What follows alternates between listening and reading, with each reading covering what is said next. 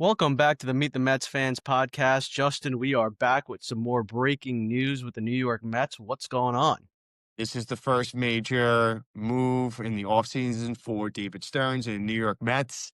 I'm excited. I'm a little giddy right now, right? Kind of breaking the news over here, and let's get right to it. Devin Williams, formerly of the New York Yankees and formerly of the Brewers, has signed with the New York Mets for 3 years and approximately $50 million. We're still waiting on the exact financials, right? But Devin Williams is a New York Met. Stefan, what do we think? Yeah, man. First, reported, right? But the reports are coming from quality sources. Jeff Passan is reporting it. He is confirming the original Will Sammon report. He says Will Sammon first on it. Devin Williams is in fact a New York Met for 3 years. Honestly, the reaction right now is similar to the Brandon Nimmo trade. I don't know what the reaction is.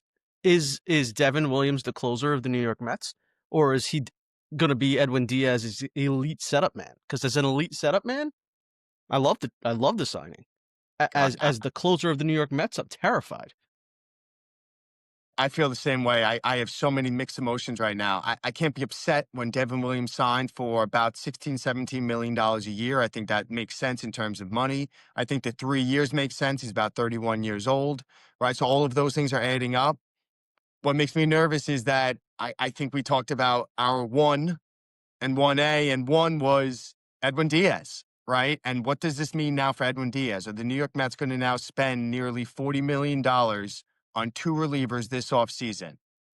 I understand Diaz was already on our books last year, but is this a replacement for Diaz, or is this in addition to Diaz? And if this is in addition to Diaz, the New York Mets on 2026 bullpen is going to be scary. Yeah, no one's going to want to face this bullpen if that's the case. Now, Passan last week was talking about the Mets are interested in both, right? And so this speaks to that. And as a Met fan, that's all we can hope for, is that the Mets are still in on Edwin Diaz, that this is not a closing of the door on Edwin Diaz. I actually sent this to you in our group chat, but I got it from my guy, Joey Bo, who I've been trying to get onto the pod for a while now, but I gotta tell you what he said as I got this. Let's He hear goes, this. Is this a reliable source? well, so he sent me the Will Sammon, and I'm like, oh man, Will Sammon is he's not bad. He's pretty legit to be Yeah, he's posting from this. people don't know he's from The Athletic, right? The Athletic is a well reputable, right, established online source for information for sure. So he goes, Diaz gone? Question mark. And I said, they want both from what I understand. That's big. He goes, that's not big. He was god awful last year. Pete broke that guy. Then he says, 3 years, 50 million LMFAO. If we don't sign Diaz, this is horrible. Stearns is trying to make me revoke my fandom. Oh my God. Wow. Wow. All right, let's get down to Devin Williams' year last year, right? Surface stats, not great. Right? Yes. We can look at his ERA and we could say he was bad. We can look at, yes, he was removed as the closer, right, for the New York Yankees. That is all bad. If you look at the first season of Edwin Diaz in Queens, I think every single person here would have said, we don't want this guy pitching here anymore. Now, the New York Mets wound up keeping him in that closer role for the entirety of that season. Honestly, he probably really didn't deserve to stay in that closer role. And we didn't.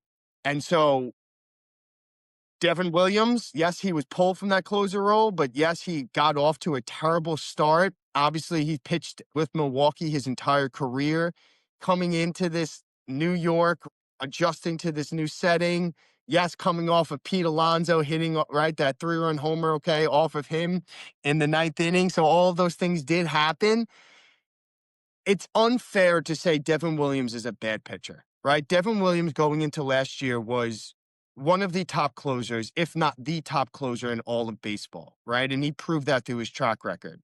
And we saw really the second half of last year, Devin Williams being Devin Williams, specifically with August on. He pitched to a 2.5 ERA. More importantly, his strikeouts were elite. You're talking about nearly like a 50% clip, right, in terms of his strikeout rate. And so he was absolutely as good, if not better than his version was with the second half with the Yankees. Yeah, I don't want him as the closer, though, because I don't know what he's going to be. Now, if Edwin Diaz, we know what he is, right? We know what Edwin Diaz is going to do for the New York Mets. We know how good he can be. And can Devin Williams return to that as well? Yes, the second half of last year, it looked like it, but the Yankees still didn't trust him to make him their closer at the end of the season. And the Mets shouldn't either. If this is the move, I like the move. The move puts pressure on Edwin Diaz. Mhm. The move says to Edwin Diaz, hey, you want this certain contract? We've got a closer, though, right? And so we want you back. We want you back at this number of years, this figure. Come be part of this dynamic duo with Devin Williams. Let's go try to win a World Series. Puts the pressure on Diaz. But it also puts the Mets in a really good spot if Diaz says, no, I deserve 5 years, right? We've got Devin Williams then, but I'm not satisfied with that. If we want Diaz and Williams as our closers and we can't get Diaz, then we got to go get a few other guys that could be paired into this bullpen with Devin Williams. Yeah, if you can add Suarez to this team with Devin Williams, that's pretty legit also, right? If you can go out there and put in some relief pitching options that could supplement Devin Williams in case he fails as the closer, then you put yourself in a really good spot. Some of those other closing options that are out there are guys like Finnegan, right? Like he Yeah. would not cost you a lot to add a Finnegan, but he's got closer experience. He could be a really good setup man to Devin Williams and can take over the role if Williams fails. And if you're not going to go get Edwin Diaz, you've got to go pair Devin Williams with a few other guys that could close on this team. Yeah, no, I mean, I'm with you on that, right? I'm sitting here right now saying I want Diaz back, right? Like, there is no argument, all right? I am not sitting here saying like, oh, Devin Williams just replaced Edwin Diaz. I don't know what the Mets are thinking in this moment, right? I agree with you. I think it puts a lot of pressure on Diaz, but it really puts a lot of pressure on the market, right? Devin Williams was one of the top closers, and he got a 3-year deal. Is there a team that's going to go out and now give Edwin Diaz, who's a year older than him, a 5-year deal? Yes, Edwin Diaz had a better year than Devin Williams. And yes, Edwin Diaz arguably is the best closer in baseball. But does that constitute now a team going out and saying, the market has been set with 3 years at $16, $17 million. Am I willing to give this guy now a 5-year contract? I'm not sure about that. And hopefully, Edwin Diaz and the New York Mets can still agree to that because I think we've seen it, right? Elite bullpens win championships, right? That was proven 2 years ago with the Dodgers. They had no starting pitching, but they had an elite bullpen that they were able to rely on a consistent basis, night in and night out. And, like you said, if Devin Williams is our closer, yeah, sure, that's nerve-wracking. I am not willing to say a guy is a bust or he's not a good player based on half a year. And that's arguably what's taking place right now is that a lot of people are judging him based on a half a year with the New York Yankees. And yeah, sure, he didn't take over the closer role, but David Bednar came in and he pitched well for them. And so for the Yankees, why change something that was working where Devin Williams proved that he could be an eighth inning guy? David Bednar proved that he can be a ninth inning guy. And we saw that with Ryan Helsley last year is that's not that easy for some of these guys, is that to ask them to take on a different role to pitch in the eighth inning, some of those guys really struggle. Devin Williams proved that, yes, he can take on this role that is not a closer role, and he can be successful with that. And I think that's what's tantalizing about this deal. That is if he's able to take on this eighth inning role and the Mets then sign Diaz, man, that's a scary 1-2 punch, right? That's elite for Yeah, sure. the one thing I'll say that we should recognize here is this is Stearns' guy, right? When Stearns ran the Brewers, this was his closer. This is the man that he believed in. And when Devin Williams was the closer of the Brewers and David Stearns was leading that team, he found a way to make sure that he was one of the most elite closers in the game. He knows how this guy operates. He knows how to pitch him. He knows the pitch selection that he should be having.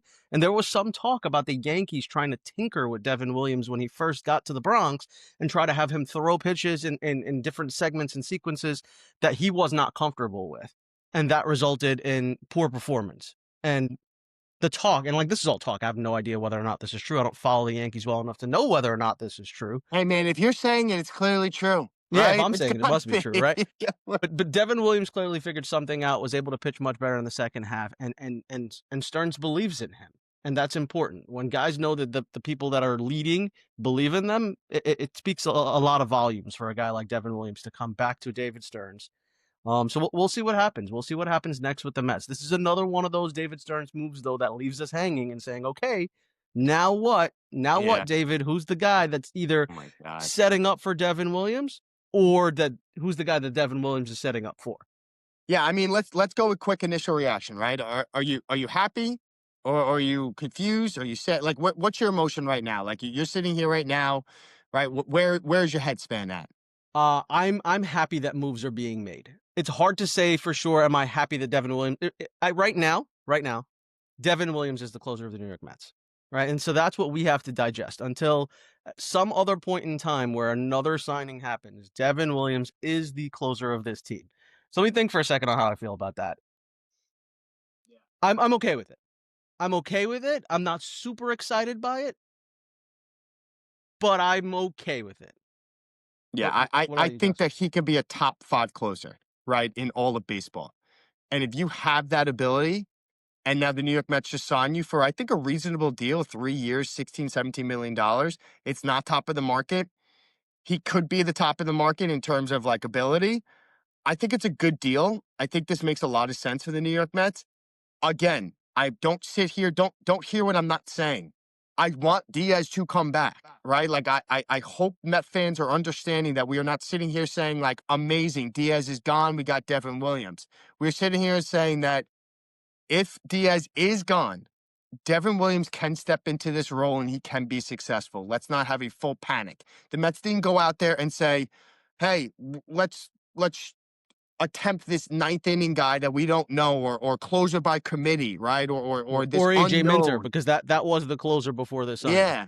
Right. So like you can't sit here and say, as a Met fan, this is bad for the New York Mets, or oh man, what is Stearns doing? Okay. This guy came into last year as a top two closer in all of baseball. And I am still on board with that. Again, Diaz in his first year here in Queens, every single person was like, yo, get this guy out of New York. He can't pitch, right? He can't be successful.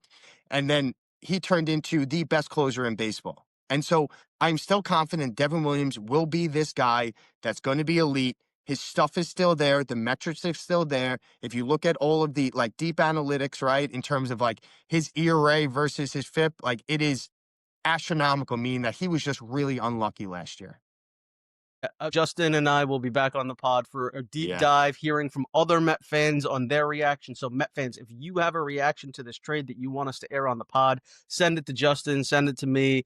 That can be an audio message, a video message, an email, a DM, whatever it is. We're going to try to get lots of fan reactions onto a full episode pod about this signing. There's one other thing, though, I want to put into context.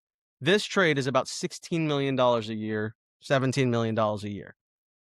The Orioles signed Ryan Helsley to a 2-year, $28 million contract. He's making $14 million a year to be their closer.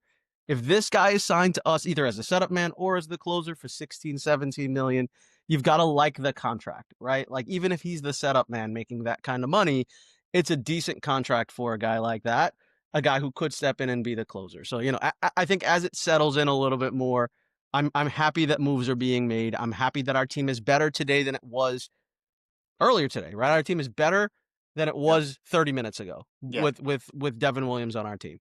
Yeah, last thing I'll say is, Devin Williams clearly got more comfortable in New York. He talked about this, right, recently, how he actually like has grown to like New York. He was just recently at a Knick game, right? And so he's embracing the city. I really think that, unfortunately for Yankee fans, he kind of came into this, right, a little bit of a whirlwind. And I think that the New York Mets are going to reap the benefits of that transition phase for him. I'm excited, man.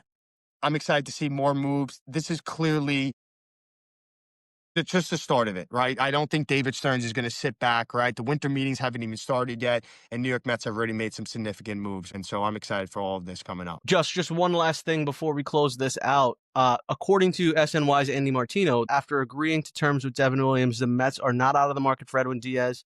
This just came out 5 minutes ago as we're recording this. So I feel like we needed to get that out there. Yeah. Met fans, if you're worried, according to Andy Martino, Devin Williams isn't the closer of the New York Mets just yet. Yeah. Negotiations are still happening with Edwin Diaz.